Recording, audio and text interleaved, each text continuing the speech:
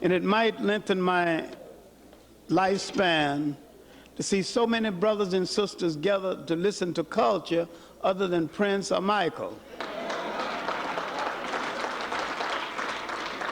I want to begin by praising you for being here and saying that this is a historical occasion. This is a panel on education. This is paramount.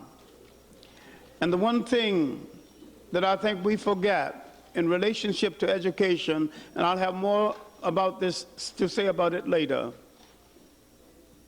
is that we make certain educational assumptions that has no basis in fact. And that certain educational realities we do not look at. Powerful people never educate you in how to take their power away from them.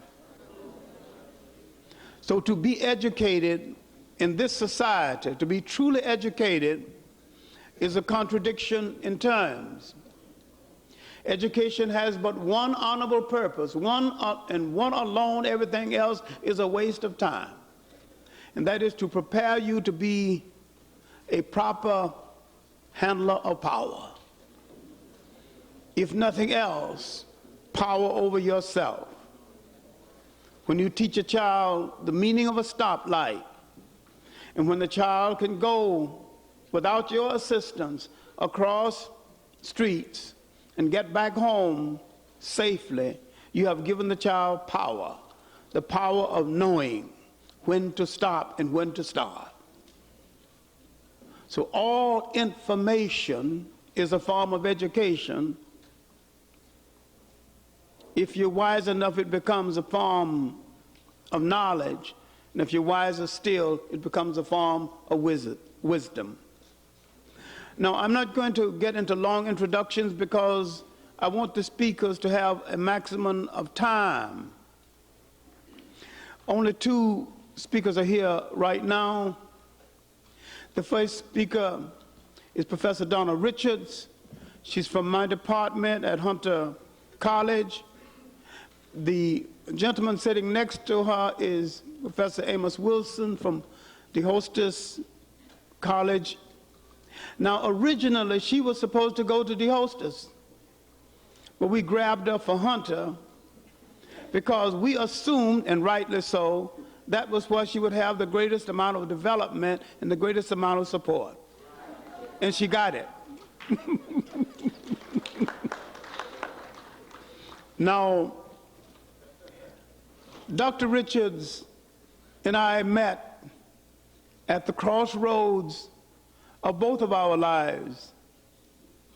I hadn't been married long the second time, and she was active in the civil rights movement. And she came because she was younger and bolder and badder then.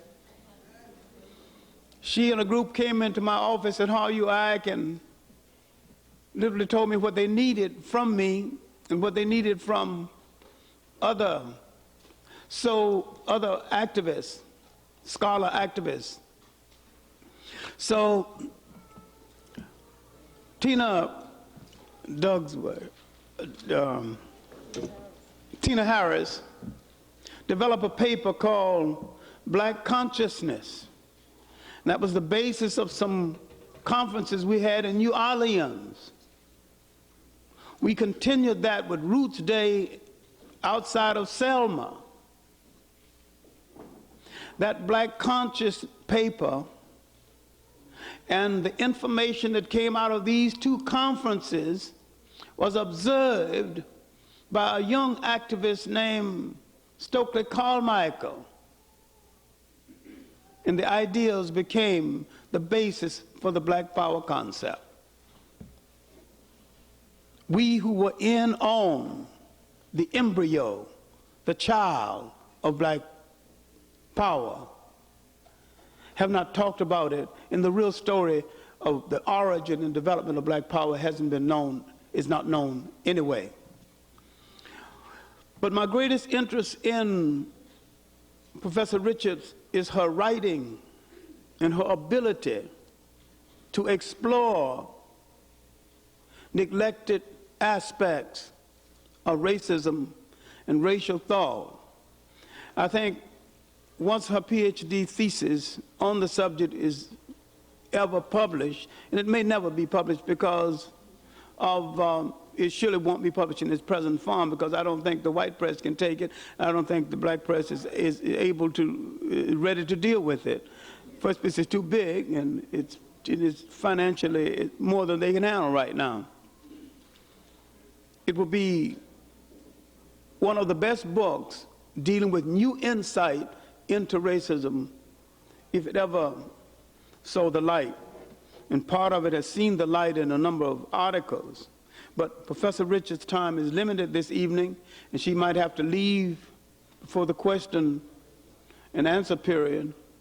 But we're going to bring her on right now. She is a friend and kind of a protege, but she's one of those young scholars that I look to pave the way and be here, opening up new ideas when sleep comes down to soothe my weary eyes.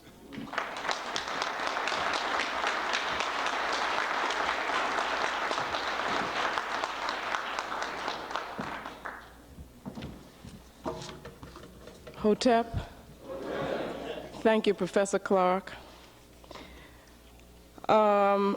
I want to talk very, very briefly about theories of learning and education in African civilization in terms of the African worldview, African culture, and African philosophy, and perhaps touch on some practical implications of those theories.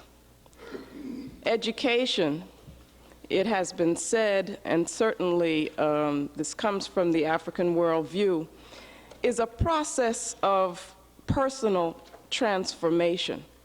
And this process of personal transformation, I believe, is a very important concept that we get in Dr. Molefi Asante's Afrocentricity, where he talks about the transcendental process. In terms of Africa, education was continual, and it was integrated into other aspects of life. That is, it is a holistic process. And as one went through this process, as one goes through this process, one is further integrated into the various parts of the culture. In terms of the African worldview, the theory of knowledge, or we could say the epistemology, which underlies the system, is one in which ultimate truth is seen to be intuitive, where it is dependent on your total development as a person, on your spiritual development as well as your physical development, which involves your intellectual development. And I'd like to make a distinction here, which I think would be helpful, and that is between esoteric knowledge and exoteric knowledge or learning. The esoteric would be the hidden, the sacred, where the exoteric is the public. In terms of the African worldview, the esoteric is definitely the base for everything that we do, the sacred and the spiritual. The Dogon people in Mali talk about actually 5 levels of learning. Jerry So, which is the word at face value. Benny So, the word from the side. Bolo So, the word from behind. And So Dei, the clear word. these would be part of a process preparing the person to then receive sacred knowledge. And sacred knowledge for them involved the purpose of human existence and the nature of creation. And I think that if we think about this, we can use this as a model for formulating a philosophy of education in which we see stages of gaining sight, which would be the first level, Jeriso, then perspective, Beniso, penetration, Boloso, and vision, Sodei, so that we could then gain understanding and wisdom. And this would be a process of intellectual and spiritual development. Learning in Africa always takes place in stages. And one learns something when one is ready to learn that.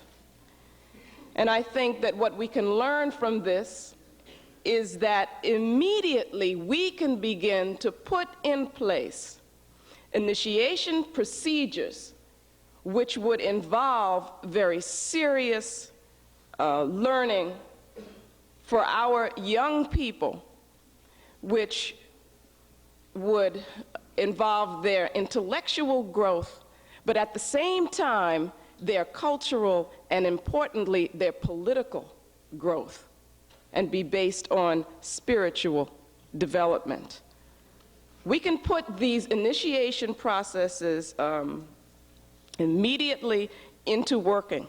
That's something that we can do. We don't need a lot of money to do that. We certainly do not need European institutions to do that. And it can be a way in which we can gain control of what our children learn. And all we have to do is to look at African civilization in order to get a model for how that can be done. Now, another very important part of this process, which is understood in African civilization, is the development and use of what we would call icons or sacred symbols, which have the ability to touch the consciousness of people at a very, very deep kind of level, so that our children will begin to recognize and identify with those icons or those sacred symbols. That's a part of learning. And part of the problem that we are having now as a people is that we have been conditioned with European icons, so that they are affecting our consciousness without us realizing that. And that's one of the things that happens as we watch videos and partake of the media, is that we see one thing on a conscious level on the screen, but there's a whole nother thing that's going on there that's affecting our consciousness, which affects our learning, which inhibits our personal transformation, or rather enables there to be a development of the kind of person they want us to be, which is what Professor Clarke was talking about before. They certainly do not want us to be the people who will be able to take power from them. So what I'm saying is that as we establish these processes of initiation as a process of education, we have got to consciously develop icons that our children can identify with and learn through. Malcolm X is an icon for us. The Ankh is an icon for us. That is, it is an image which embodies concepts and ideas and identity with a particular heritage and history. This involves a system of examination, a system of ordeals. We keep check on spiritual development as one goes through this process. This is what we see in African civilization. Another part of this should be, one of the things that Dr. Alexander talked about was Diop's critique of the monopoly of knowledge by the elders. And what Diop says is that if they just hold on to all of this knowledge, then when they become older, then it can pass with them, and it has not been passed on. But the system of apprenticeship, of tutors, of mentoring, that is, having a close relationship with a younger person who seriously is committed